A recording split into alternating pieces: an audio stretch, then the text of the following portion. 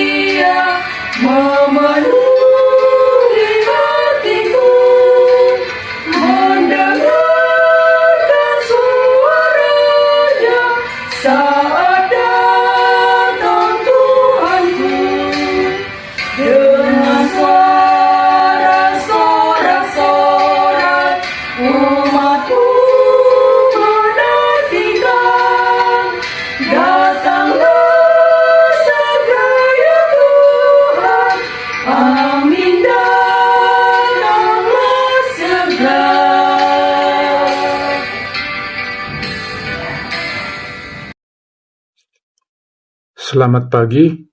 Pembacaan firman pagi hari ini diambil dari 1 Korintus 4 ayat 5. Demikian bunyinya, karena itu janganlah menghakimi sebelum waktunya, yaitu sebelum Tuhan datang. Ia akan menerangi juga apa yang tersembunyi dalam kegelapan, dan ia akan memperlihatkan apa yang direncanakan di dalam hati. Maka tiap-tiap orang akan menerima pujian dari Allah. Demikian pembacaan firman pagi hari ini.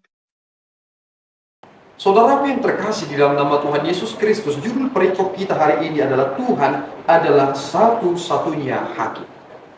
Ini harus clear bahwa Tuhan adalah hakim satu-satunya. Saudara tidak bisa menghakimi diri saudara. Saya tidak bisa menghakimi diri saya. Tetapi yang menjadi hakim saya adalah Allah sendiri. Mengapa demikian? Karena manusia punya subjektivitasnya masing-masing. Ada kepentingan di sana sini. Itu mengapa penghakiman di dunia ini sering sekali terbalik, menjadi tumpul ke atas tetapi sangat tajam ke bawah. Mengapa itu terjadi? Karena mereka bisa mempermainkan penghakiman itu. Mereka bisa mempermainkan hukum itu dengan kekuasaan mereka, dengan kekayaan mereka, uang yang mereka miliki. Tetapi bagi Tuhan itu tidak berlaku. Tidak ada kompromi bagi Allah.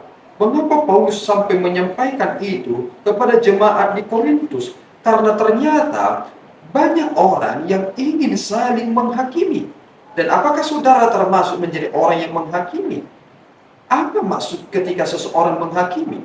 Ketika saudara berkata kepada sahabat saudara, engkau masuk neraka. Dari mana saudara tahu bahwa dia akan masuk neraka? Jangan-jangan saudara yang masuk ke dalam neraka. Lihatlah apa yang pernah disampaikan oleh Yesus Kristus ketika ia berkata, anak manusia tidak menghakimi manusia, tetapi firman telah menghakiminya. Kata menghakimi di sana adalah menyadarkan seseorang bahwa dia telah berdosa. Ketika saudara mendengarkan firman Tuhan, apakah saudara berkata, aku sudah berdosa?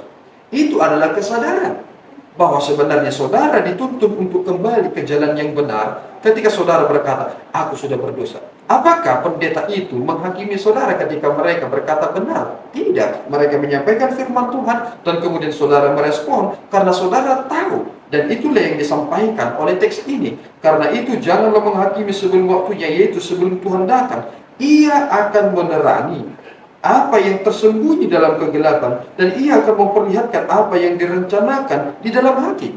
Masing-masing kita punya niatan, tetapi ketika kita mendengarkan firman Tuhan, kita kemudian merespon dan berkata, aku sudah salah, aku tidak akan melakukannya. Tetapi jika saudara sudah tahu itu salah, dan saudara telah mendengarkan apa firman Tuhan terkait tentang itu, saudara harus segera bertobat. Tetapi jika saudara tidak bertobat, saudara harus mengingat apa yang dikatakan oleh Yesus Kristus. Barang siapa yang berdosa kepada anak, dosanya diampuni. Tetapi barang siapa yang mendukakan Roh Kudus, maka pelanggaran mereka tidak diampuni. Mengapa itu terjadi? Bukan karena Yesus Kristus lebih rendah dari Roh Kudus, atau Roh Kudus yang lebih tinggi dari Yesus Kristus. Tetapi hal itu ingin berkata bahwa Roh Kudus adalah pribadi.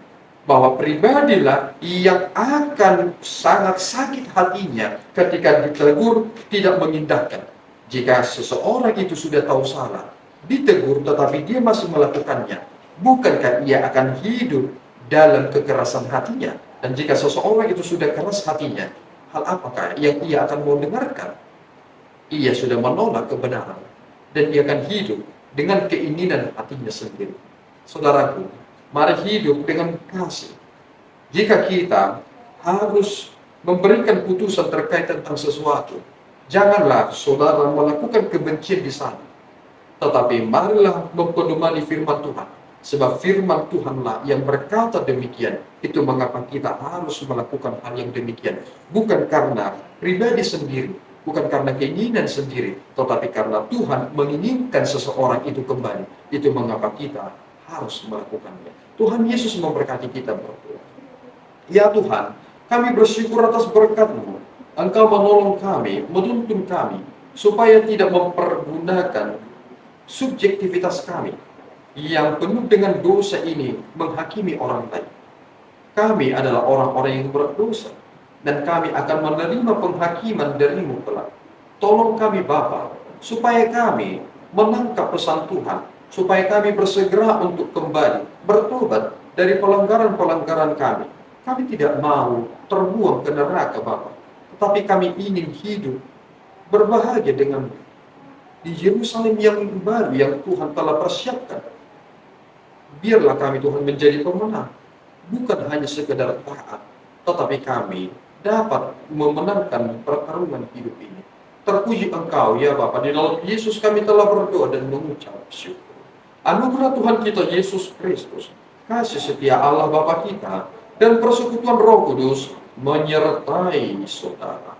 Amin. Tuhan Yesus memberkati.